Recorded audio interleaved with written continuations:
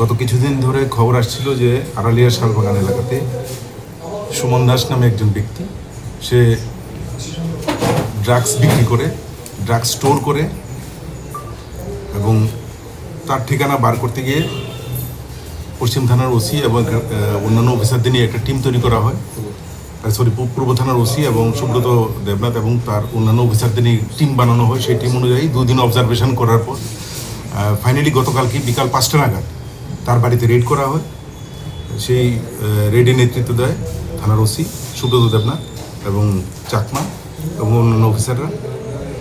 Red করে তার বাড়ি থেকে 800 ইয়াবা ট্যাবলেট পাওয়া যায় এবং 6.2 gram brown sugar, empty cartridge আর এমটি ভাইল 4000 এবং অন্যান্য প্যাকেটগুলি যেগুলি আছে এগুলিও 6-7টা পাওয়া যায়, যেগুলি খালি ছিল, কিছুটা ভর্তি ছিল। তো সব কিছু মিলিয়ে 6.2 গ্রাম ব্রাউন সুগার এবং 800 ইয়াবা ট্যাবলেট এগুলি উদ্ধার হয়। তাকে স্পটে কিছু জিজ্ঞাসাবাদ করার পর আরও একটি নাম পাওয়া গেছে, তো ওকে আমরা পরবর্তী সময়ে অ্যারেস্ট করা হবে। তো এই অভিযান যেটা মানে নেশাবিরোধী যে এই অভিযান, সেটা কন্টিনিউ হবে এবং আগামী দিনেও আরও কিছু নেশা কারবারিকে আমরা ধরতে পারবো বলে দৃঢ় বিশ্বাস। আনন্দ আর ভালোবাসার দীপ্তিতে গড়া সমুজ্জ্বল পরমা, ঠিক তোমারই মতো।